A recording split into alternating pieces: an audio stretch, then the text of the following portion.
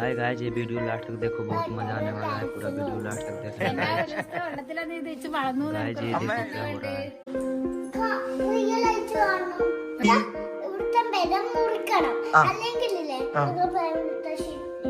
രാവിലെ തന്നെ നല്ല തുട തുടങ്ങി. ഹലോ, ഗുഡ് മോർണിംഗ് എല്ലാവർക്കും. അപ്പൊ ഇന്ന് രാവിലെ തന്നെ തുടക്കലാണ്.